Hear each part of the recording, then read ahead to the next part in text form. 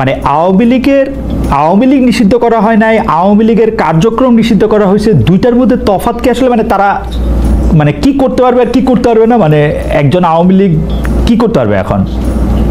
মানে আমার একটা আন্ডারস্ট্যান্ডিং হচ্ছে আওয়ামী লীগ নিষিদ্ধ, তা আপনি বলতেছেন না দুইটার মধ্যে একটু তফাৎ আছে, তফাৎটা কি আসলে?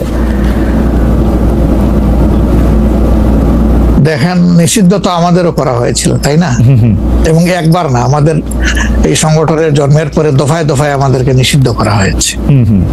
নিষিদ্ধ যখন কোনো সংগঠনকে করা হয় তখন এই সংগঠনের ব্যক্তিরাও বিভিন্ন ধরনের সমস্যায় পড়ে যান, এর সাথে রিলেটেড ব্যক্তিরা, এমনকি তাদের স্বাভাবিক জীবনযাত্রাটাও তাদের পক্ষে চালায় নেওয়া সম্ভব হয়। তারা যদি সমাজের কোনো ক্রিমিনাল ব্যক্তি নাও হয়ে থাকেন তবুও তাদের উপরে সমস্যা আরোপ হয়েছে।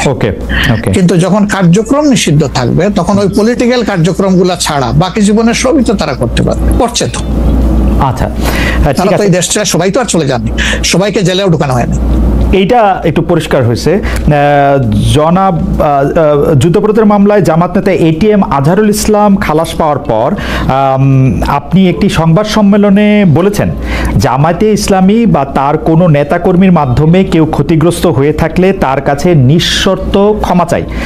এই ক্ষমা প্রার্থনায় কি ৭১ মুক্তিযুদ্ধের সময়টাও আছে কিনা সেটা সেদিন আপনি স্পষ্ট করেননি, আজকে এটা স্পষ্ট করবেন? মানে আপনি, অনেকেই প্রশ্ন করছেন যে জামায়াতের মাননীয় আমির ক্ষমা কিসের জন্য চাইলেন?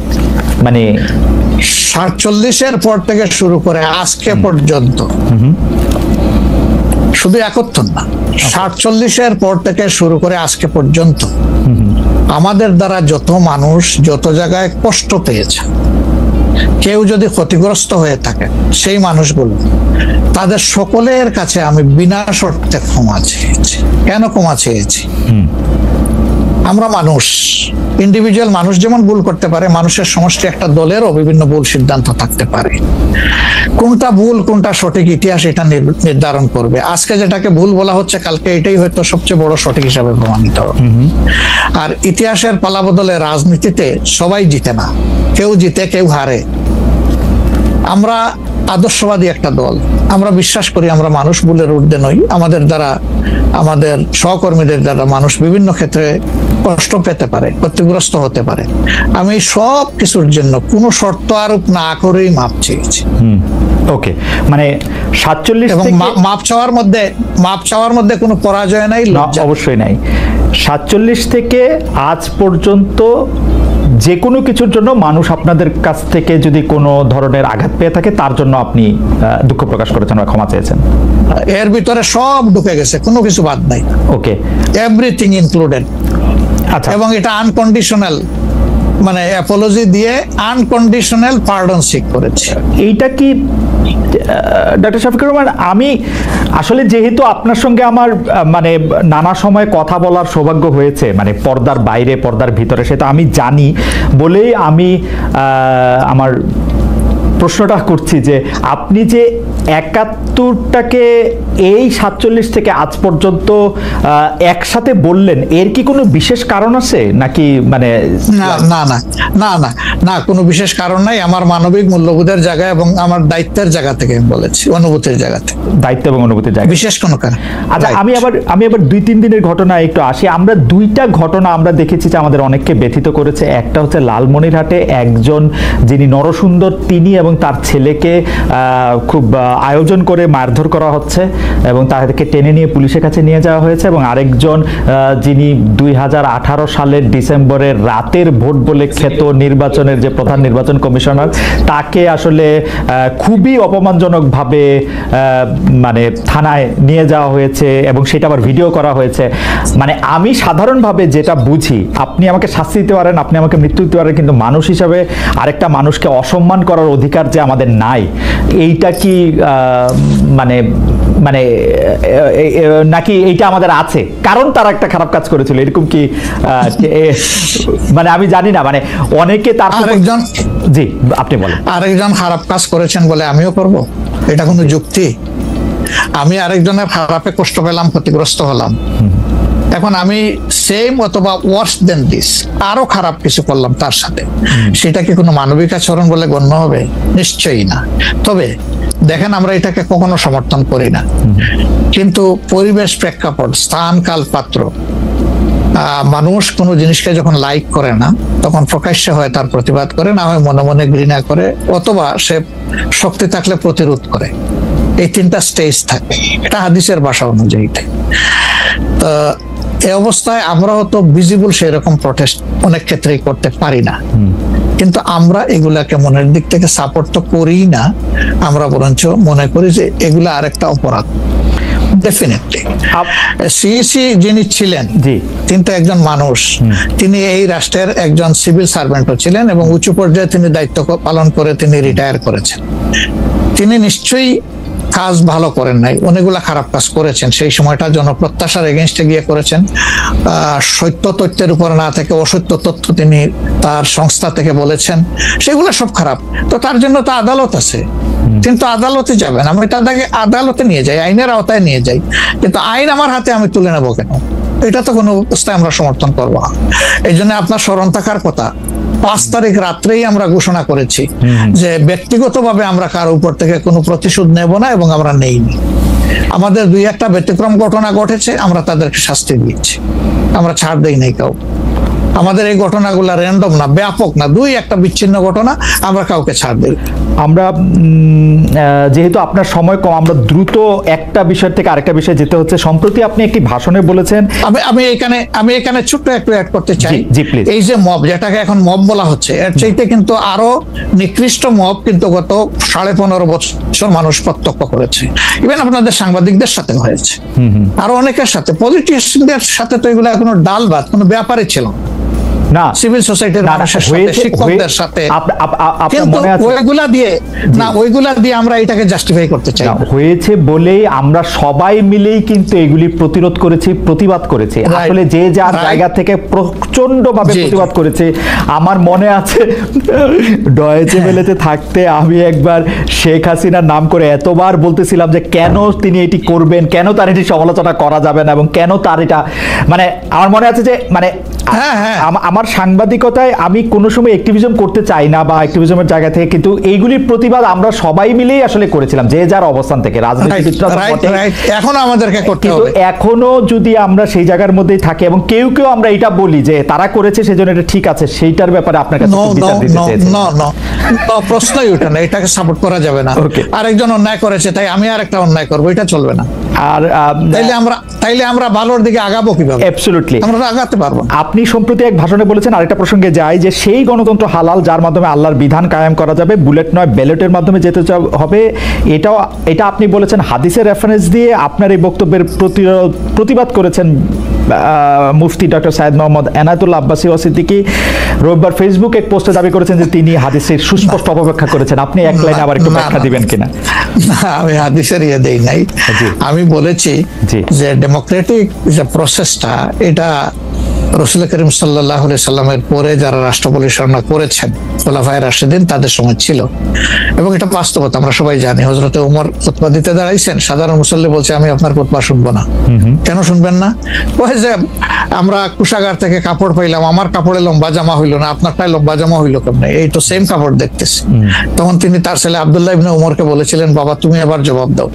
তিনি দাঁড়াইয়া বললেন যে দেখেন, বাবা তো রাষ্ট্রের দায়িত্বশীল, তার সাথে বিভিন্ন বিদেশি প্রতিনিধি দল আসে, রাষ্ট্রের সম্মানে আমি বাবাকে বলেছিলাম যে বাবা আমাদের পোশাক 2 টুকরা করে কাটার দরকার নাই, আপনি অনুমতি দিলে আমি কুশাগারকে রিকোয়েস্ট করতে চাই যে আমাদের 2 পিস না কেটে দিয়ে দেওয়ার জন্য, সেটা দিয়ে আপনি জামা বানাবো। তো আমার বাবা এবং আমার 2 পিস মিলে উনার 1 পিস হয়েছে এবং তাই উনার জামা লম্বা। তো লোকটা বসে আল্লাহ শুকরিয়া আদায় করে বললেন যে খলিফাতুল মুসলিমিন, এবার আপনি আপনার খুতবা দেন, আমি শুনবো, মন ভরে শুনবো। তো এই দেখেন, এইটাই তো বিউটি অফ ডেমোক্রেসি। ওই যে আপনি ফ্রিডম অফ এক্সপ্রেশন বললেন, এর চাইতে ভালো ফ্রিডম অফ এক্সপ্রেশন কোথায় পাবেন আপনি? আমি বলেছি যে না, গণতন্ত্র হচ্ছে এটা কোনো ইজম না, এটা আপনি নিজেও জানেন। গণতন্ত্র কোনো মতবাদ না, it's a way to establish your ism. আপনি যেটা চয়েস করেন, এটা ক্যাপিটালিজম হইতে পারে, সোশ্যালিজম হইতে পারে, কমিউনিজম হইতে পারে, এরকম যেটাই হোক সেটা আপনি করবেন। কিন্তু এটা একটা ওয়ে, এই বাহনের উপরে আপনি চড়ে যাবেন। সেটা যদি আল্লাহর দিন কায়েমের উদ্দেশ্যে হয় তাহলে অবশ্যই এটা মুসলমানদের জন্য হারাম হওয়ার কথা না। এখন আমার কথার সাথে তো ডিফার করতেই পারেন, উনি একজন লার্নেড মানুষ, আমি তাকে রেসপেক্ট করি এবং কারো ডিফারেন্সটাকেও আমি রেসপেক্ট করি, কারণ এটা না হলে তো আপনার ফ্রিডম অফ এক্সপ্রেশন থাকবে না এবং মাল্টিকালচারাল সোসাইটিও বিল্ড আপ করা সম্ভব হবে না। আচ্ছা, অ্যাবসলিউটলি ফাইন। আচ্ছা, আপনি শুক্রবার একটা দলীয় কর্মসূচিতে বলছেন যে দিন কায়েমের চেষ্টা বা প্রচেষ্টা ঐচ্ছিক নয়, মুমিনের উপর ফরজ। আরবার আপনাদের দীর্ঘদিনের একটা স্লোগান হচ্ছে এরকম, আল্লাহর আইন চাই। এখন একটি নতুন প্রচারণা, মানে অনেক দলকেই ক্ষমতায় দেখাচ্ছে, মানে জামাত ইসলাম একটা নতুন প্রচারণা এরকম যে অনেক দলকেই ক্ষমতায় দেখা হয়েছে, জামাতকে একটিবার সুযোগ দেওয়া হোক, আপনারা যদি নির্বাচনে জিতে ক্ষমতায় যেতে পারেন তাহলে কি বর্তমান ব্যবস্থা পাল্টে কোরআন সুন্নাহ ভিত্তিক শাসন বা শরিয়া ব্যবস্থা চালু করবেন? আসলে দেখেন, কোরআন সুন্নাহ ভিত্তিক মানে অনুশাসন যেটা, এটার ব্যাপারে সমাজের পারসেপশনের ভিন্নতা আছে। আমাদের বাংলাদেশের যে সংবিধান আছে, এই সংবিধানের অনেকগুলা আর্টিকেল, অনেকগুলা ধারা উপধারা কোরআনের সেন্সের সাথে পুরোপুরি মিলে যায়, এটার সাথে কোনো ডিফারেন্স নাই। আবার কিছু কিছু ধারা আছে সেখানে কনফ্লিক্ট, কন্ট্রাডিকশন আছে। ওরকম পরিবেশ পরিস্থিতি যখন আসবে, জনগণের প্রত্যাশার আলোকে এটা মানে সবার সাথে ইন্টারেক্টিভ হয়ে সবাইকে সাথে নিয়েই ইনশাআল্লাহ ভালো জিনিসগুলোকে আমরা ইনপুট দেবো আল্লাহ থেকে। তবে এটাও মনে রাখার বিষয় যে কোরআনী শাসন হঠাৎ করে আল্লাহ তাআলা এস্টাবলিশের হুকুম দেন নাই। It was a gradual process. Say for example, মাদক কিন্তু দুনিয়ার কেউ কিন্তু এটাকে অ্যাপ্রুভাল দেয় না, বাট এটার প্র্যাকটিস সব জায়গায় আছে, এটা বাস্তবতা। তো সেই মদ যখন হারাম ঘোষণা করা হয়, নিষিদ্ধ করা হয়, তখন কিন্তু 3 পর্যায়ে গিয়ে চূড়ান্তভাবে এটা নিষিদ্ধ করা হয়েছিল। তো এটা গ্রাজুয়াল একটা প্রসেস। আপনি একটা ক্রাইম থেকে, দীর্ঘদিনের প্র্যাকটিস থেকে মানুষকে সরাবেন, আল্লাহ তাআলার সেই বিধানকে অনুসরণ করেই আমরা আগাবো ইনশাআল্লাহ। 5 আগস্টের পর থেকে বিএনপির পক্ষ থেকে যেহেতু জাতীয় নির্বাচনের দাবি জানানো হয়েছিল, এটা নিয়ে অনেক তাদেরকে রঙ্গব্যঙ্গ করা হয়েছে। জামায়াতে ইসলামী মাঝামাঝি থেকে ফেব্রুয়ারি ইলেকশনের কথা বলেছে, রোজার পরের ইলেকশনের কথা বলেছে, রোজার আগেও ইলেকশনের কথা বলেছে, কিন্তু আমরা দেখতে পাচ্ছি জামায়াতে ইসলামী 300 আসনে প্রার্থী ঘোষণা করে ফেলেছে। আপনারা যদি পরে কোনো রাজনৈতিক জোট করেন বা পরে যদি কোনো ধরনের রাজনৈতিক সমঝোতার মাধ্যমে জাতীয় সরকারের একটা আবহ তৈরি হয়, তাহলে কি হবে? আপনারা এখনই জোট ঘোষণা করে ফেলেছেন, সেটা কেমন হলো? আলহামদুলিল্লাহ, এটা আমাদের সাথে যাদের ইন্টারেকশন আছে তারা সবাই জানেন।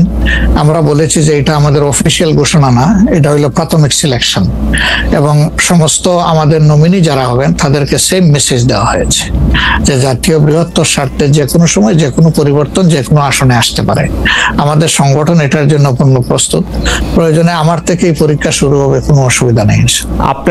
আপনার কাছে ছোট একটি পরীক্ষা, সেটি আপনার পরীক্ষা না, আপনার কাছে একটি ছোট পরীক্ষা। আপনি কুষ্টিয়া 3 সদর আসনে জামাত ইসলামের এমপি প্রার্থী হিসেবে ঘোষণা করা হয়েছে জনপ্রিয় ইসলামী বক্তা জনাব আমির হামজাকে, কিন্তু এদিকে আবার জামাতি ইসলামীর শুরা সদস্য জনাব ফরাজ হোসেন রয়েছেন, তার নামও জোরে সোরে শোনা যাচ্ছে। অনেকে বলছেন যে তৃণমূল জামায়াত আসলে পছন্দ করে নাই হঠাৎ করে এরকম একজনকে মনোনয়ন দেওয়া।